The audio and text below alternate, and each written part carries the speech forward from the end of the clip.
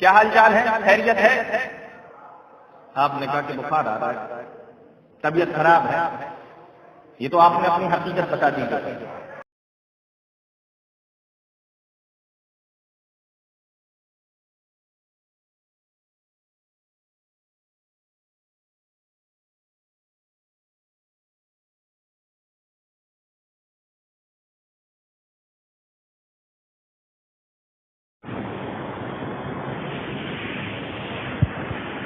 إن الحمد لله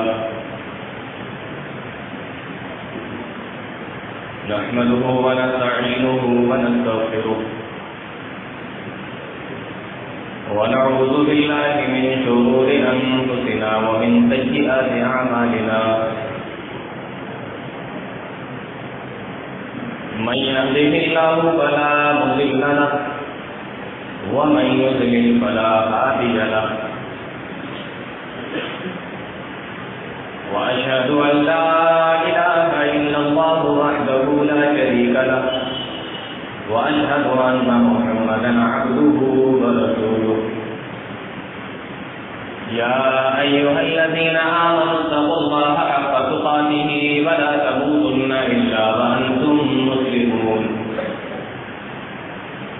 يا أيها الناس اتقوا ربكم الذي خلقكم من نفس واحدة وخلق منها زوجها وبث منهما رجالا كثيرا ونساء واتقوا الله الذي تساءلون به والأرحام إن الله كان عليكم رقيبا يا أيها الذين آمنوا اتقوا الله وقولوا قولا سديدا يصلح لكم أعمالكم ويغفر لكم ذنوبكم ومن يطع الله ورسوله فقد فاز فوزا عظيما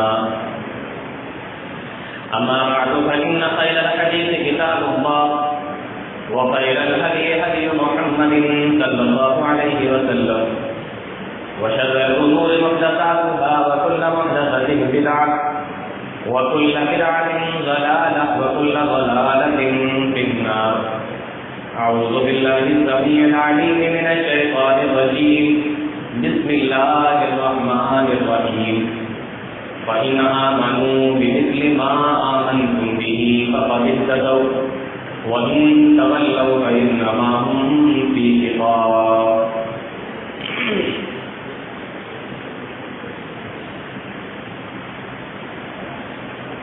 آج کی اس نشست کی صدارت کر رہے جمعیت اہل حدیث گجرات کے امیر محترم فضیلت الشیخ عبدالکریم صاحب، اسٹیج پر تشریف فرما معزز و موقر علماء کرام، دور دراز سے تشریف لائے آپ تمام ہی سامعین، وقت محدود ہے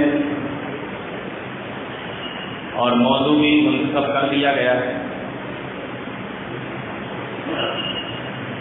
اس مختصر سے وقت میں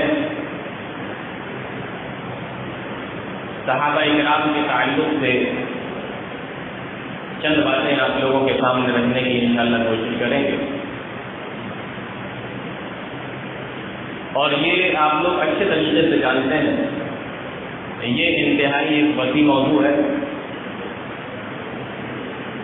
میں نے یہاں پر جو چیزیں آپ کو بتانے کا ذہن بنایا ہے، صحابہ کرام کا جو معاشرہ تھا، وہ جو رہا کرتے تھے، انہوں نے جو اس دنیا کے اندر زندگی گزاری، اس میں سے دو تین چیزیں میں انشاءاللہ آپ کے سامنے رکھوں گا. صحابہ کرام جن کے تعلق سے اللہ رب العالمین نے یہ کہا ہو مثلہم فی التوراۃ ومثلہم فی الانجیل، صحابہ کرام جن کے تعلق سے اللہ نے یہ کہا ہو رضی اللہ عنہم ورضوا عنہ، صحابہ کرام جن کے تعلق سے اللہ نے یہ کہا ہو معه اشداء علی الکفار رحماء بینہم، ان کی عظمتوں کا اور ان کی فضیلتوں کا کیا کہنا ہے؟ میں یہاں فضیلت ان کی بیان نہ کر کے ان کا جو معاشرہ تھا، جو مثالی معاشرہ تھا، جن کے بارے میں اللہ رب العالمین نے فرمایا فَإِنْ آمَنُوا بِمِثْلِ مَا آمَنْتُمْ بِهِ فَقَدِ اهْتَدَوْا، اگر تم ان کے جیسا یعنی صحابہ کے جیسا ایمان لاؤ گے جیسے صحابہ ایمان لائے تھے، فَقَدِ اهْتَدَوْا، تو تم سمجھنا کہ تم ہدایت پر ہو۔ اب میں یہاں پر اگر بات کرنا شروع کر دوں تو بات بڑی اختلافی بھی ہو جائے گی۔ صحابہ اکرام کیا کرتے تھے، کیا نہیں کرتے تھے، صحابہ اکرام کے زمانے میں کون سے کام ہوا کرتے تھے اور کون سے نہیں ہوا کرتے تھے، یہ اختلافی بات بھی ہو جائے گی۔ لیکن میں یہاں چونکہ وقت مختصر ہے اصلاحی باتیں کچھ کرنا چاہتا ہوں۔ دیکھیے صحابہ اکرام جن کے بارے میں کسی شاعر نے کہا تھا قدموں پہ ڈھیر اشرفیوں کا لگا ہوا اور 2-4 دن سے پیٹ پر پتھر بندھا ہوا، کسرا کے تخت کو روندہ پاؤں تلے اور بوریا کھجور کا گھر میں بچھا ہوا، اوروں کے واسطے تو ہیں سیم و زر گوہر، اپنا یہ ہے حال کہ چولہا بھی بجھا ہوا۔ وہ تھے صحابہ، ان کا وہ معاشرہ شرک سے پاک، شرک نام کی کوئی چیز نہیں صحابہ کے اندر، اتنی فکر تھی شرک ہمارے اندر داخل نہ ہو جائے۔ بخاری کی روایت ہے، مشہور روایت ہے، اللہ کے نبی صلی اللہ علیہ وسلم کے پاس میں ایک صحابی آئے حضرت عبداللہ، اور آ کر پوچھتے ہیں، وہ کہتے ہیں میں نے سوال کیا اللہ کے نبی صلی اللہ علیہ وسلم، سألت رسول اللہ صلی اللہ علیہ وسلم ای الذنب اعظم عند اللہ، اے اللہ کے نبی مجھے یہ بتائیے کہ اللہ کے نزدیک سب سے بڑا گناہ کون سا ہے؟ ای الذنب اعظم عند اللہ، اللہ کے نزدیک سب سے بڑا گناہ کون سا ہے؟ اللہ کے نبی صلی اللہ علیہ وسلم نے ارشاد فرمایا ان تجعل للہ ندا وهو خلقک، تو اللہ کے ساتھ میں کسی چیز دوسرے کو پکارے، کسی دوسرے کو شریک ٹھہرائے، وَهُوَ خَلَقَكَ، جبکہ اللہ ہی نے تجھ کو پیدا کیا۔ تو صحابی رسول نے جواب دیا، قلت، میں نے کہا، صحابی بیان کرتے ہیں، ان ذالک لظلم عظیم، ان ذالک لعظیم، صحابی بیان فرماتے ہیں میں نے اللہ کے نبی صلی اللہ علیہ وسلم کی بات کو سن کر فرمایا واقعی یہ تو واقعی بہت بڑا گناہ ہے، پیدا اللہ نے کیا اور ہم پکارے کسی دوسرے کو۔ دیکھیے یہاں پہ خلق کا لفظ اللہ نے استعمال کیا، نبی فرماتے ہیں خلق کا، اللہ نے پیدا کیا۔ اب سوال یہ ہے کہ پیدا تو ہمیں ماں باپ بھی کرتے ہیں، ماں باپ نے بھی ہمیں پیدا کیا۔ اب ذرا غور کر کے دیکھیے کہ جو آپ کے والد ہوں، جو آپ کی ماں ہوں، جنہوں نے آپ کو پیدا کیا ہے، آپ اپنے باپ کے علاوہ کسی اور کو ابا کہہ کے پکارنے لگے، آپ اپنے والد کے علاوہ کسی اور سے ابو ابو کہنے لگے، تو آپ کے جو حقیقی والد ہیں ان کے دل کے اوپر کیا گزرے گی؟ آپ کی باپ کی نظر میں آپ سے زیادہ نالائق بیٹا دنیا کے اندر کوئی ہو ہی نہیں سکتا کہ والد تو آپ کا کوئی اور ہے لیکن ابا آپ کسی اور کو کہہ رہے ہیں، ابو کسی اور کو کہہ رہے ہیں۔ یہی بات ذرا غور کر لیجئے کہ پیدا تو اللہ رب العالمین نے کیا، لیکن ہم پکارنے کسی اور کو لگے تو اللہ کی نظر میں ہم سے زیادہ نالائق کوئی اور ہو ہی نہیں سکتا۔ یہ مسئلہ حل کر دیا۔ صحابہ کا معاشرہ شرک سے پاک۔ فتح مکہ کا موقع ہے، اللہ کے نبی صلی اللہ علیہ وسلم سے بھاگ کر، صحابہ اکرام سے بھاگ کر حضرت اکرمہ رضی اللہ تعالیٰ عنہ بھاگ نکلے، مکہ کو چھوڑ دیا، ساحل پر پہنچے، کشتی میں سوار ہوئے اور کہنے لگے کہ تو جہاں بھی جا رہا ہو مجھے لے کر چل، جتنی جلدی ہو سکے مجھے وہاں پر پہنچا دے۔ کشتی والے نے بٹھالا اور جب لے کر چلا تھوڑی دور پہ گیا تھا کہ ابھی کشتی سمندر کے اندر طوفانوں کے اندر پھنس گئی اور ڈاما ڈول ہونے لگی، ہلنے لگی، تو وہ کشتی کا ملا کہنے لگا کہ صرف اللہ رب العالمین کو پکارو، صرف اللہ رب العالمین ہی سے مدد مانگو، صرف اللہ رب العالمین ہی کو پکارو، وہی تمہاری مدد کر سکتا ہے۔ قرآن کہتا ہے فَإِذَا رَكِبُوا فِي الْفُلْكِ دَعَوُا اللَّهَ مُخْلِصِينَ لَهُ الدِّينَ، جب وہ کشتی کے اندر سوار ہوتے تھے اور سمندروں کے اندر پھنس جایا کرتے تھے، طوفانوں کے اندر پھنس جایا کرتے تھے، تو وہ صرف اللہ رب العالمین کو پکارا کرتے تھے۔ فَلَمَّا نَجَّاهُمْ إِلَى الْبَرِّ إِذَا هُمْ يُشْرِكُونَ، اور جب ہم ان کو نجات دیتے تھے اور وہ خشکی میں آ جاتے تھے تو پھر سے وہ شرک کرنے لگتے تھے۔ یہ اس دور کے مشرکوں کا حال تھا۔ آج ہم کلمہ پڑھنے والے مسلمانوں کا حال ذرا غور کر لیجئے۔ آج ہمیں اس وقت میں بھی اللہ یاد نہیں آتا، ہمارے منہ سے یا علی المدد کا نام نکلتا ہے، یا غوث المدد کا نام نکلتا ہے، یا معین الدین چشتی المدد کا نام ہمارے منہ سے نکلتا ہے۔ وہ مشرکین مکہ کے جو ایسے وقت میں اللہ کو یاد کر لیا کرتے تھے۔ اکرمہ سوچنے لگے کہ جب سمندر کے اندر خشکی میں تھے تب تو ہم شرک کیا کرتے تھے، لیکن جب اب سمندر کے اندر آ گئے، پانی میں آ گئے، تو یہ کہہ رہا ہے کہ صرف اللہ کو پکارو، وہی تمہاری مدد کر سکتا ہے۔ سوچنے لگے آخر یہ بات میری آج تک سمجھ میں کیوں نہیں آئی؟ جو سمندر میں میری مدد کر سکتا ہے وہی خشکی میں بھی میری مدد کر سکتا ہے، جو سمندر میں میرے کام آ سکتا ہے، پانی میں کام آ سکتا ہے، وہی میرا خشکی میں بھی کام آ سکتا ہے۔ اور مجھ سے کہنے لگے کشتی کو واپس کر اور ساحل پر مجھے اتار دے۔ ہم تو بلا وجہ 20 سال سے جناب محمد رسول اللہ صلی اللہ علیہ وسلم سے اسی بات پہ لڑ رہے ہیں اور آج تک میری یہ بات سمجھ میں نہیں آئی۔ صحابہ کا معاشرہ شرک سے پاک، اور مجھے یہ بتایا گیا ہے کہ یہاں پر بہت ساری تعداد میں خواتین بھی آئی ہیں، مائیں بہنیں بھی آئی ہیں۔ دیکھیے صحابہ کا ایمان کتنا مضبوط ہوا کرتا تھا۔ مسلم شریف کی روایت ہے، صحابی رسول حضرت ابو طلحہ انصاری رضی اللہ تعالیٰ حدیث کے اندر آیا، بیٹے کی طبیعت خراب ہو گئی، بیٹا بیمار ہے، کسی کام سے گھر سے جانا ہوا، اپنی بیوی سے کہنے لگے میں تو کام سے جا رہا ہوں، تھوڑا اس کا خیال رکھنا۔ یہ کہہ کر وہ کام سے چلے گئے۔ ادھر حضرت ابو طلحہ انصاری اپنے گھر سے باہر نکلے اور ادھر آسمان سے اللہ رب العالمین نے موت کا فرشتہ ان کے گھر کے اندر بھیج دیا، روح کو قبض کر کے بیٹے کی لے گیا۔ ام سلیم جو ان کی بیوی تھی، بیٹے کو ایک کپڑے کے اندر لپیٹ کر رکھ دیا اور اپنے شوہر کے آنے کا انتظار کرنے لگی۔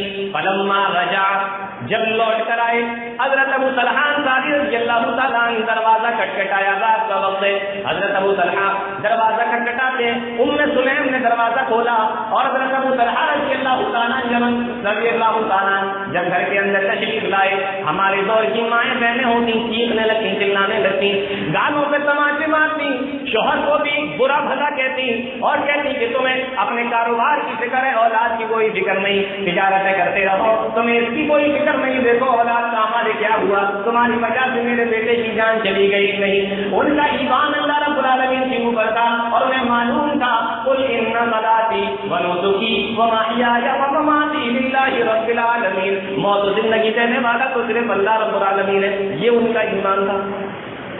بہت پیار سے کھانا کھلایا، رات میں سوئی۔ حدیث کے اندر آتا ہے صحابی رسول نے پوچھا ما فعل ابنی، میرا بیٹا کیسا ہے؟ تو دیکھو اس وقت بھی نہیں بولی۔ ماں کا کلیجہ کتنا بڑا ہوتا ہے، ماں کا دل کتنا نرم ہوتا ہے، لیکن اس کے باوجود بھی اللہ پر ایمان دیکھیے حضرت ام سلیم کا اس وقت بھی نہیں بولی، صرف اتنا کا جواب دے دیا ہوا اسکن مما کانا، جیسا آپ چھوڑ کے گئے تھے اس سے زیادہ اچھی حالت میں، اس سے زیادہ صحیح ہے۔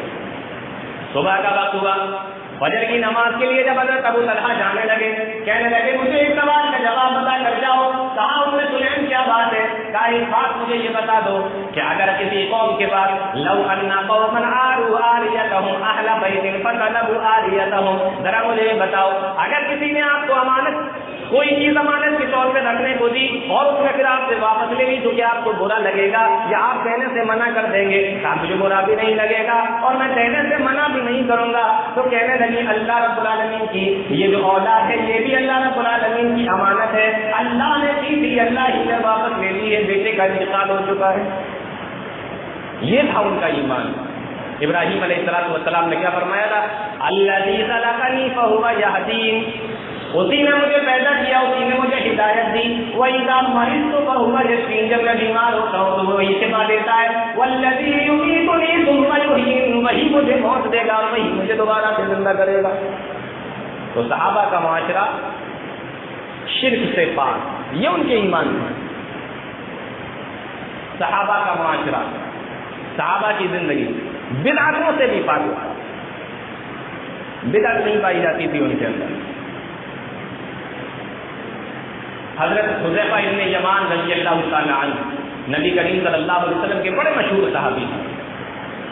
امام شاطبی نے اپنی کتاب الاعتصام کے اندر لکھا ہے، ان کا یہ قول بیان کیا ہے، حضرت حذیفہ بن یمان کہا کرتے تھے کل عبادت لم يتعبدها اصحاب رسول اللہ صلی اللہ علیہ وسلم فلا تعبدوها، کہ ہر وہ عبادت جو نبی کے صحابہ نے نہیں کی، جو نبی کے صحابہ نے نہیں کی ہے، ہر وہ عبادت تم بھی مت کرو۔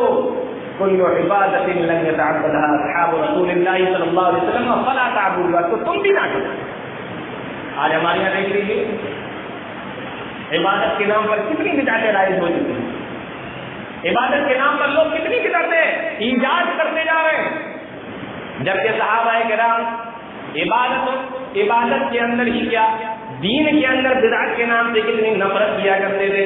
دارمی شریف کی مشہور حدیث ہے، حضرت عبداللہ ابن مسعود رضی اللہ تعالیٰ عنہ کے پاس میں کوفہ کے اندر حضرت ابو موسیٰ اشعری رضی اللہ تعالیٰ عنہ صبح کے وقت دوڑے دوڑے آئے، فجر کی اذان ہو چکی ہے، ابو موسیٰ اشعری مسجد کے اندر نماز پڑھنے کے لیے گئے، دیکھتے ہیں کہ کچھ لوگ بیٹھے ہوئے ہیں، حلقہ بنا بنا کر بیٹھے ہوئے ہیں، اس میں سے ایک آدمی کہتا ہے کہ 100 مرتبہ سبحان اللہ کہو، تو سب 100 مرتبہ سبحان اللہ کہتے ہیں، پھر وہ کہتا ہے 100 مرتبہ الحمدللہ کہو، تو سب 100 مرتبہ الحمدللہ کہتے ہیں۔ ابو موسیٰ اشعری نے یہ تمام چیزیں دیکھی، دوڑے دوڑے عبداللہ ابن مسعود رضی اللہ تعالیٰ عنہ کے پاس میں آئے اور آ کر کہنے لگے عبداللہ ابن مسعود، آج میں نے مسجد کے اندر ایک نئی چیز دیکھی ہے، مسجد کے اندر میں نے ایک نئی چیز دیکھی ہے اور اس طریقے سے لوگ وہاں پہ کر رہے ہیں۔ عبداللہ ابن مسعود کہنے لگے تم نے ان کو منع کیوں نہیں کیا؟ کہا میں آپ کا انتظار کر رہا تھا۔ اب یہ دونوں صحابی وہاں سے چلے، دیکھیے دین کی حمیت ان کے اندر کتنی زیادہ تھی اور بدعتوں سے نفرت کتنی زیادہ تھی۔ دونوں صحابی چلے، مسجد کے اندر آئے، مسجد کے اندر آ کر دیکھتے ہیں کہ وہاں پر لوگ سبحان اللہ الحمدللہ کہہ رہے ہیں اور اس طریقے سے کہہ رہے ہیں کہ نبی کے زمانے میں اس طریقے سے لوگ نہیں کہا کرتے تھے۔ عبداللہ ابن مسعود رضی اللہ تعالیٰ عنہ آ کر کہتے ہیں اے لوگوں یہ تم کیا کر رہے ہو؟ عدوا سیئاتکم، تم اپنے گناہوں کو گنو، یہ جو 100 مرتبہ سبحان اللہ اور 100 مرتبہ الحمدللہ کہہ رہے ہو، تمہیں نیکیاں گننے کی ضرورت نہیں، وہ تو اللہ کی نوٹ ہوتی جا رہی ہے، لیکن تم نبی کے خلاف جو تم کام کر رہے ہو یہ تم اپنا گنتی جاؤ، یہ گناہ تم اپنے گنتی جاؤ۔ اور پھر فرماتے ہیں وَيْحَكُمْ يَا أُمَّةَ مُحَمَّدٍ، اے امت محمد تم کتنی جلدی ہلاک و برباد ہو گئے۔ ما اسرع ہلاکتکم ہؤلاء صحابۃ نبیکم متوافرون، تم کتنی جلدی ہلاک و برباد ہو گئے۔ ابھی نبی کے صحابہ اس دنیا کے اندر کثرت سے موجود ہیں، وَهَٰذِهِ ثِيَابُهُ لَمْ تُبَلْ وَآنِيَتُهُ لَمْ تُبْتَرْ، ابھی نبی کے کپڑے بھی پرانے نہیں ہوئے، ابھی نبی کے برتن بھی نہیں ٹوٹے اور تم کتنی جلدی ہلاک و برباد ہو گئے۔ تم کیا سمجھ رہے ہو؟ إِنَّكُمْ لَعَلَىٰ مِلَّةٍ هِيَ أَهْدَىٰ مِن مِلَّةِ مُحَمَّدٍ، کیا تم کوئی ایسا طریقہ ایجاد کرنا چاہتے ہو، کوئی ایسے طریقے سے چلنا چاہتے ہو جو طریقہ محمد رسول اللہ صلی اللہ علیہ وسلم کے طریقے سے بھی بہتر ہے؟ نہیں، تم لوگ گمراہی کا دروازہ کھول رہے ہو۔ اب اس میں سے ایک آدمی کہتا ہے ما اردنا الا الخیر، اے عبداللہ ابن مسعود میں تو صرف بھلائی چاہتا ہوں، میں تو صرف یہ چاہتا ہوں کہ اس کے ذریعے سے بھلائی کے اندر شامل ہو جائیں۔ حضرت عبداللہ ابن مسعود رضی اللہ تعالیٰ عنہ نے جواب دیا کم من قائم لیس له من قیامہ الا السحر، ارے کتنے راتوں کو جاگنے والے ایسے ہیں جن کو جاگنے کے علاوہ اور کچھ ملتا ہی نہیں ہے، کتنے دن میں روزہ رکھنے والے ایسے ہیں جن کو روزہ جن میں بھوکے اور پیاسے رہنے کے علاوہ کچھ ملتا ہی نہیں ہے، یعنی وہ رسول کی مخالفت کر کے اور ان کے اندر نئی نئی چیزوں کو لا کر کے وہ اپنے آپ کو تھکا تو دیتے ہیں لیکن اللہ رب العالمین کے پاس اپنا اجر نہیں پا پاتے۔ تو صحابہ کا معاشرہ بدعتوں سے پاک، بدعت ان کے اندر نہیں پائی جاتی۔ آپ ذرا غور کیجیے اور آپ کو بتاؤں صحابہ کرام اتحاد بہت تھا ان کے اندر، اتحاد سے رہا کرتے ہیں. آج ہمارے یہاں اتحاد یہی نہیں ہے. ہمارے اتحاد ختم ہو چکا ہے. انتشار، اختلاف، اختلاف، یہ تمام چیزیں ہمارے اندر پائی جاتی ہیں، اتحاد نہیں پایا جاتا. صحابہ کا معاشرہ اتحاد ان کے اندر تھا. اور کیسے تھا؟ انہیں معلوم تھا. اللہ کے نبی صلی اللہ علیہ وسلم نے فرمایا رجلان تحابا باللہ اجتمعا علیہ وتفرقا علیہ. بہت پیاری حدیث. فرمایا کل قیامت کے دن اللہ رب العالمین ایسے دو آدمیوں کو بھی اپنے عرش کے سائے میں جگہ دے گا جو اللہ کی خاطر آپس میں ایک دوسرے سے محبت کرتے ہوں گے. رجلان تحابا باللہ اجتمعا علیہ. اور مسلم شریف کی وہ روایت میں اٹھا کر دیکھیے. امام مسلم رحمۃ اللہ علیہ نے اس کو کتاب البر والصلہ کے اندر بیان فرمایا. راوی حدیث حضرت ابو ہریرہ رضی اللہ تعالیٰ عنہ اس حدیث کے راوی ہیں. وہ بیان کرتے ہیں کہ اللہ کے نبی جناب محمد رسول اللہ صلی اللہ علیہ وسلم نے ارشاد فرمایا، مسلمانوں بڑی پیاری حدیث ہے، ذرا غور کر لو. ان رجلا اقله زار في قرية أخرى فأرسل الله على مدرجته ملكا فلما أتى عليه قال أين تريد؟ قال أريد أخلي في هذه القرية. قال هل لك علي من نعمة تربها؟ قال لا غير أني أحببته في الله عز وجل. قال فإني رسول الله إليك بأن الله قد أحبك كما أحببته فيه. رواه مسلم في كتاب البر والصلة. اللہ کے نبی جناب محمد رسول اللہ صلی اللہ علیہ وسلم ارشاد فرماتے ہیں کہ ایک آدمی ایک بستی کے اندر رہتا تھا اور دوسرا اس کا مسلمان بھائی دوسری بستی کے اندر رہا کرتا تھا. اور یہ جو ہے اپنے اس بھائی سے ملنے کے لیے روزانہ جاتا. اللہ رب العالمین نے چاہا کہ ایک دن اس کو آزمائیں. ایک فرشتے کو بھیجا. وہ فرشتہ آیا اور اسی راستے میں بیٹھ گئے جہاں سے وہ ملنے کے لیے جاتا تھا. اب جب یہ وہاں سے نکلنے لگا فلما اتا علیہ قال این تريد، تو اس آدمی کو روک کر پوچھتا ہے کہ تم کہاں جا رہے ہو؟ یہ آدمی جواب دیتا ہے اريد اخلي في هذه القرية، یہ جو بستی تمہیں نظر آ رہی ہے اس بستی میں میرا ایک مسلمان بھائی ہے، میں اس سے ملنے کے لیے جا رہا ہوں. فرشتہ پھر سے سوال کرتا ہے هل لك عليه من نعمة تربها، کیا اس نے تمہارے اوپر کوئی احسان کیا تھا جس کے احسان کے بوجھ کے تلے تم دبے ہوئے ہو اور اس سے ملنے کے لیے جا رہے ہو؟ جواب دیتا ہے اللہ غیر انی احببته فی اللہ عز وجل، میں صرف اللہ رب العالمین کی خاطر اس اپنے بھائی سے محبت کرتا ہوں، دین کی خاطر اس بھائی سے محبت کرتا ہوں، اس لیے میں اس سے ملنے کے لیے جا رہا ہوں. اگر غور کیا جائے اس حدیث کے اوپر تو مسلمانوں اس کے اندر ہمارے لیے بھی اور تمہارے لیے بھی بہت بڑی خوشخبری ہے. آپ یہاں کس لیے؟ کوئی تجارت، کوئی بزنس مقصد ہے؟ نہیں نا. ہاں ایک تجارت ہے جس کے بارے میں اللہ نے فرمایا تجارتن تنجیکم من عذاب علیم، ایسی تجارت جو تم کو عذاب علیم سے بچا لے گی. وہی مقصد ہے. آج آپ بھی یہاں پر جمع ہوئے 200 400 500 کلومیٹر اور میں تو خود تقریباً 1500 کلومیٹر سے چل کر آپ کے پاس میں آیا ہوں. کس لیے آیا؟ صرف اللہ رب العالمین کی خاطر. ورنہ میرا آپ سے کوئی بزنس نہیں، کوئی کسی بھی طریقے کی کوئی تجارت نہیں، صرف اللہ رب العالمین کی خاطر آپ بھی آئے، ہم بھی آئے. غور کیجیے میرے بھائیوں، بہت بڑی فضیلت ہے اتحاد و اتفاق کے اندر. اور یہ حدیث کو ذرا غور کیجیے اور اپنے کو فٹ کرنے کی کوشش کیجیے. کہا میں اپنے بھائی سے ملنے سے اس لیے جاتا ہوں کہ وہ میرا اسلامی بھائی ہے، اس لیے جاتا ہوں، مجھے محبت ہے اس سے. میں کئی جگہ ایسے پروگراموں میں گیا، پورے گاؤں کے اندر جماعت کے صرف 2 یا 3 گھر اور شاندار پروگرام. میں نے ان لوگوں سے پوچھا کہ آپ نے اتنا انتظام کیسے کیا؟ کہا میں اکیلے کیسے کرتا، یہ آس پاس کے جو گاؤں ہیں، پاس کی جو بستیاں ہیں، یہاں میرے کچھ اور مسلمان بھائی بھی رہتے ہیں، ہم نے بھی کچھ انتظام کیا، انہوں نے بھی محنتیں کی، انہوں نے بھی انتظام کیا، اتنا بڑا پروگرام ہم لوگوں نے کرایا. یہ ہے اللہ رب العالمین کی خاطر محبت. اللہ رب العالمین کے لیے وہ ملنے جایا کرتا تھا جیسے آپ لوگ آئے تھے. کہا میں اپنے بھائی سے اس لیے ملنے جاتا ہوں کہ وہ میرا مسلمان بھائی ہے. اب وہ فرشتہ جواب دیتا ہے انی رسول اللہ الیک، میں اللہ کا رسول یعنی میں اللہ کا فرشتہ ہوں اور اللہ رب العالمین نے یہ کہہ کر تمہارے پاس میں بھیجا ہے ان اللہ قد احبک کما احببتہ ہوتی ہے، اللہ رب العالمین بھی تجھ سے ایسے ہی محبت کرتا ہے جیسا کہ تو اپنے اس بھائی سے محبت کرتا ہے۔ دعا کیجیے اللہ رب العالمین ہم تمام لوگوں کو اسی میں شامل فرما دے۔ یہ ہے اتحاد اتفاق، اپنے بھائی کی محبت۔ وقت کی کمی ہے، مجھے معلوم ہے کہ میرے پاس صرف 10 منٹ بچے ہیں اور میں اس 10 منٹ کے اندر اپنی بات ختم کروں گا۔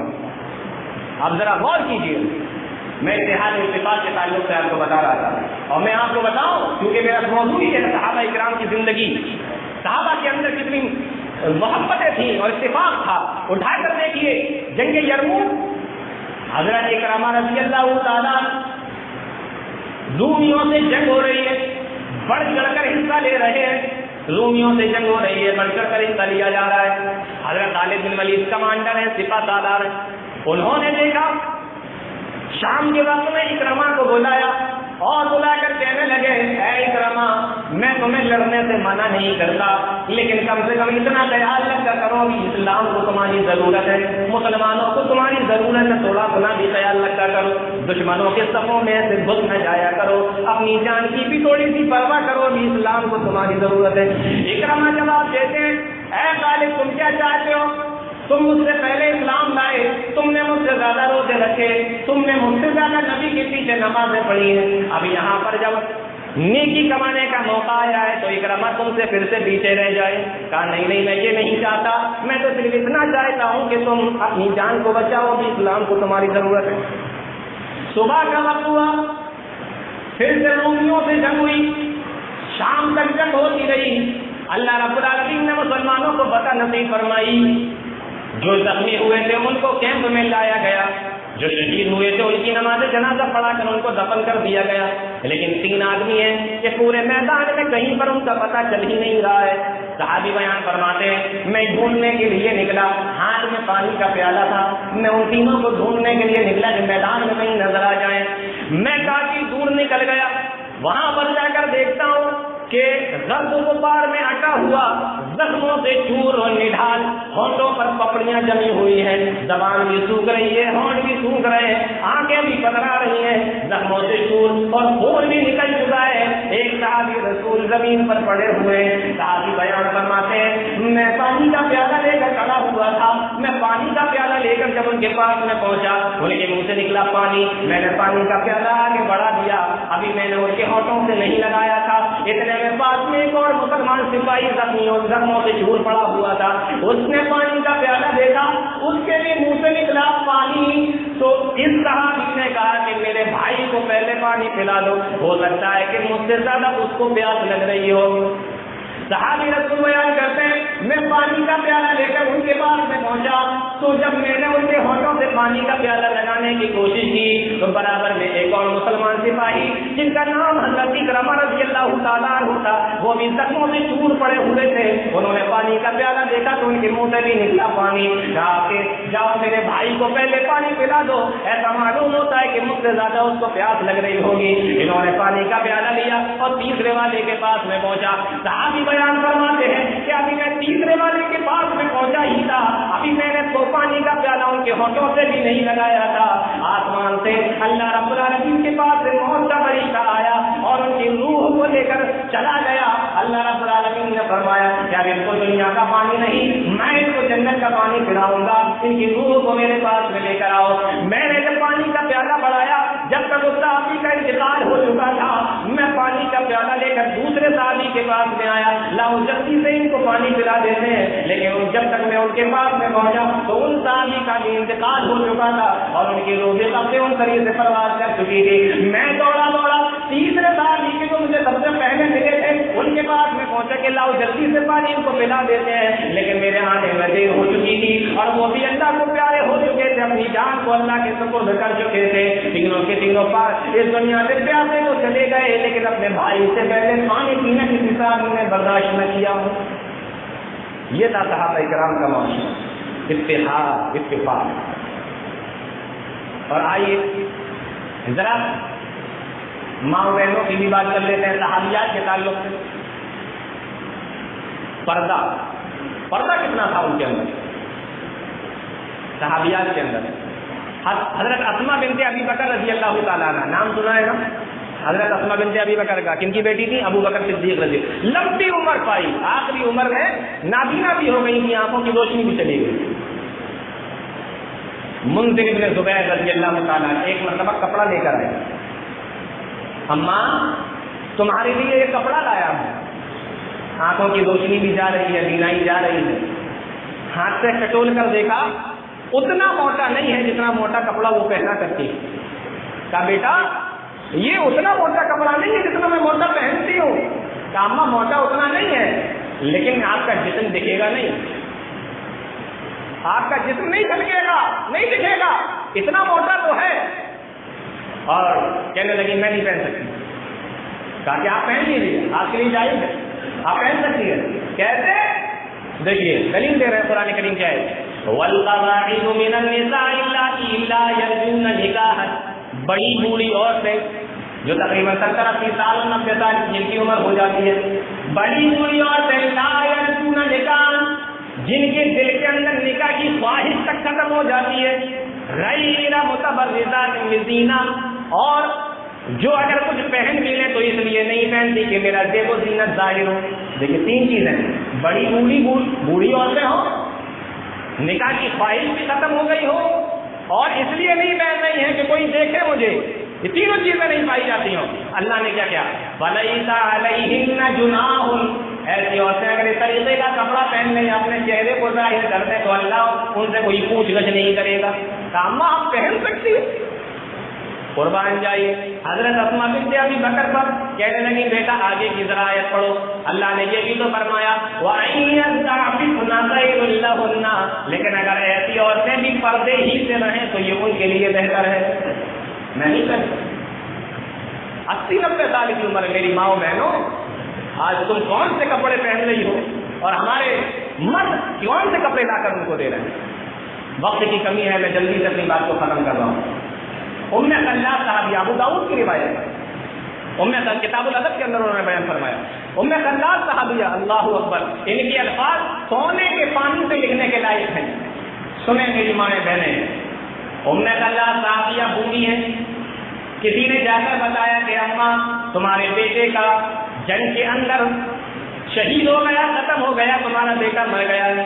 پورے طریقے سے نقاب لگایا، چادر اوڑھی، پورے طریقے سے پردے کے ساتھ میدان کی جنگ کے اندر آئی اور اپنے بیٹے کے بارے میں پوچھنے لگی کہ میرا بیٹا کہاں ہے۔ ارے ذرا غور کیجیے، وہ بوڑھی ماں جس کے بڑھاپے میں اس کا جوان بیٹا ختم ہو گیا ہو، کیا گزرتی ہوگی اس ماں کے اوپر؟ ہمارے وقت تمہارے زمانے کی عورتیں ہوتی تو کیا ہوتا، لیکن یہ پورے پردے کے ساتھ میں آئی ہے اور اپنے بیٹے کے بارے میں پوچھتی ہے صحابہ سے کہ میرا بیٹا کہاں ہے۔ تو جب صحابہ کرام نے ان کو پردے سے دیکھا تو ایک صحابی نے کہہ دیا جی تسالین عن ابنک وانت منتقبۃ، تو اتنا پردے کے ساتھ میں آئی ہے جبکہ تیرا بیٹا ختم ہو چکا ہے۔ اب جو انہوں نے جواب دیا وہ الفاظ سونے کے پانی سے لکھنے کے لائق ہیں۔ امام ابو داؤد رحمۃ اللہ علیہ نے فرمایا، ام خلاد صحابیہ نے جواب دیا ان ارض ابنی لن ارض حیائی، میرا بیٹا مرا ہے، میری حیا نہیں مری ہے، میری حیا نہیں مری، میرا بیٹا مرا ہے، میری حیا نہیں مری، میرا بیٹا مرا ہے۔ یہ صحابیات تھی اور یہ ان کا پردہ تھا۔ اللہ کے نبی جناب محمد رسول اللہ صلی اللہ علیہ وسلم، میں کہاں تک بتاؤں، میں نے تو آپ کو بتایا تھا، بڑا وسیع موضوع ہے۔ ایک آخری بات بتا کر اپنی بات ختم کر رہا ہوں، وقت بھی تقریباً میرا ختم ہو چکا ہے، 2-3 منٹ باقی ہے بس۔ تقویٰ، صحابہ کے اندر تقویٰ کتنا تھا، آخری بات بتا کر بات ختم کر رہا ہوں، تقویٰ کتنا تھا صحابہ کے اندر۔ اور میرے بعد جو آپ کے شریف مقرر ہیں شیخ عبد الرحمان بلاور صاحب، وہ بھی تشریف لا چکے ہیں، ابھی آپ ان کو بھی سنیں گے۔ تقویٰ کتنا تھا ان کے اندر۔ حضرت عبداللہ ابن عمر رضی اللہ تعالیٰ عنہ کا نام سنا ہے؟ عبداللہ ابن عمر حضرت عمر فاروق کے بیٹے، جی صحابہ کے تعلق سے بات چل رہی ہے، یہ بات بھی سن لو۔ ایک مرتبہ کہیں سفر میں جا رہے تھے، گرمی کا موسم ہے، دھوپ نکلی ہوئی ہے اور عرب کا ریگستان، گرمی کا موسم، دوپہر تک چلتے رہے۔ جب دھوپ تیز ہو گئی تو اپنے ساتھیوں سے کہا کہ کہیں پر اگر موقع مل جائے چھایا مل جائے، سایہ مل جائے تو اسی کے سائے میں تھوڑی دیر کھانا بھی کھا لیں گے، آرام بھی کر لیں گے، شام کے وقت میں چلیں گے۔ آگے چل کر ایک پہاڑ کا سایہ نظر آ رہا تھا، اپنے ساتھیوں سے کہا چلو یہیں پر چلتے ہیں۔ اب یہ سب وہاں پر پہنچے، دسترخوان لگایا، کھانا اس کے اوپر رکھا اور کھانا کھانے کے لیے ابھی یہ بیٹھے ہی تھے، اتنے میں دیکھا کہ ایک چرواہا اپنی بکریوں کو ہانکتے ہوئے اسی پہاڑ کی طرف آ رہا ہے، اور بالکل صاف پتہ چل رہا تھا کہ جیسے ہم سائے کی تلاش میں، اسی طریقے سے اس سلسلہ کی دھوپ میں دوپہر کے وقت میں یہ چرواہا بھی سائے کی تلاش میں۔ اب وہ پہاڑ کے سائے میں جب آیا اپنی بکریوں کو لے کر، تو صحابی بیان فرماتے ہیں عبداللہ ابن عمر کہ آؤ میرے بھائی تم بھی کھانا کھا لو، دسترخوان لگا ہوا ہے، تم بھی کھانا کھا لو، ہم لوگ بھی کھانا کھانے کے لیے بیٹھے ہوئے ہیں۔ تو چرواہا جواب دیتا ہے مسلمانوں قربان جاؤ، اس دور کے لوگ بھی کیسے ہوا کرتے تھے۔ چرواہا جواب دیتا ہے آپ کھانا کھا لو، میں روزے سے ہوں، میرا روزہ ہے، میں نہیں کھاتا۔ عبداللہ ابن عمر جیسا جلیل القدر صحابی، جہاں پہ نبی بیٹھے ہو عبداللہ ابن عمر وہاں بیٹھے، جہاں نبی سوئے ہو عبداللہ ابن عمر وہاں سوئے، ایسا صحابی کہنے لگے کہ میرے اے چرواہے یہ تو نے کون سا روزہ رکھا، اگر یہ فرض روزہ ہوتا تو میں بھی رکھتا، یہ تو نے کون سا روزہ رکھا ہوا ہے۔ چرواہا جواب دیتا ہے کہ میں نے نفلی روزہ رکھا ہوا ہے۔ کہا اتنی سخت گرمی کے موسم میں چلچلاتی دھوپ کے اندر اور کام بھی تیرا بکریوں کو لے کر پورے جنگل میں پھرنا ہے، ریگستان میں پھرنا ہے،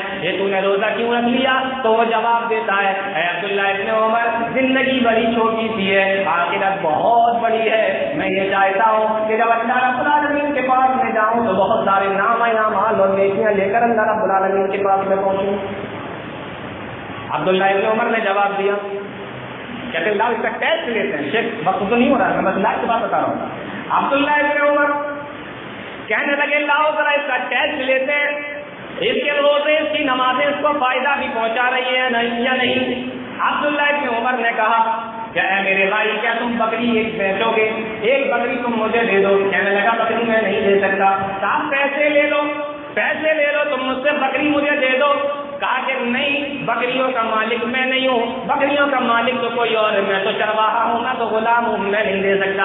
عبداللہ ابن عمر نے کہا پیسے تم رکھ لینا، اور جب تمہارا مالک تم سے پوچھے گا تو کہہ دینا کہ بھیڑیا لے گیا۔ جنگل کے اندر شیر چیتے بھیڑیے آتے رہتے ہیں، کبھی انسانوں پہ بھی حملہ کرتے ہیں، کبھی جانوروں پہ بھی حملہ کر دیتے ہیں، تم بھی کہہ دینا کہ بھیڑیا لے گیا۔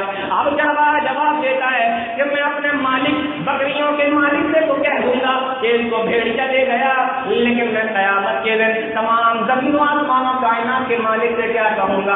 این اللہ، میرا پروردگار تو مجھے دیکھ رہا ہے، میں اس اللہ رب العالمین کو کیا جواب دوں گا؟ حضرت عبداللہ ابن عمر کے اوپر اس چرواہے کے اس الفاظ کا اتنا اثر ہوا، بہت دیر تک یہی کرتے دہراتے رہے، این اللہ، میرا اللہ تو دیکھ رہا ہے، میں اللہ کے سامنے کیا جواب دوں گا؟ اور چرواہے نے اتنا کہا اور اس کے بعد اپنی بکریوں کو ہانکتا ہوا وہاں سے چلا گیا۔ عبداللہ ابن عمر کی آنکھوں میں آنسو آ گئے اور بہت دیر تک اس چرواہے کو دیکھتے رہے۔ اپنے ساتھیوں سے پوچھا کہ یہ چرواہا کون ہے؟ کسی نے بتایا کہ یہ مدینہ کے اندر فلاں کا غلام ہے۔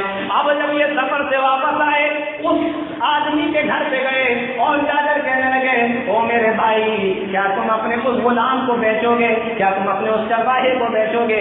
کہنے لگے کہ ہاں اگر قیمت صحیح ملے گی تو میں بیچ بھی دوں گا۔ حضرت عبداللہ ابن عمر رضی اللہ تعالیٰ عنہ نے قیمت ادا کر دی اور اس چرواہے کو آزاد کر دیا اور اس غلام کو آزاد کروا دیا۔ اور جانتے ہو یہ جملہ یہاں سے لے کر جانا عبداللہ ابن عمر رضی اللہ تعالیٰ عنہ اس موقع پہ فرمایا تھا این اللہ، میرا اللہ تو مجھے دیکھ رہا ہے۔ اس ایک جملے نے اس چرواہے کو غلامی سے آزاد کرا دیا اور مجھے اللہ کی ذات سے امید ہے یہی جملہ اس کو کل جہنم سے بھی آزاد کرا دے گا۔ یہ تھا ان کا ایمان صحابہ اکرام کا۔ میرے بھائی وقت نہیں ہے، مجھے جو ٹائم ملا تھا، جو مجھے موضوع ملا تھا اس تعلق سے میں چند باتیں آپ کے سامنے رکھ پایا ہوں، اور میں یہیں پر اپنی بات کو ختم کرتا ہوں کہ تھے وہ تمہارے آبا اور تم کیا ہو، ہاتھ پر ہاتھ دھرے منتظر فردا ہو، وقت فرصت ہے کہاں ابھی کام باقی ہے، نور توحید کا اتمام باقی ہے۔ اللہ ہم سب کو ایک بنائے، ایک بنائے، آمین۔ تقبل یا رب العالمین۔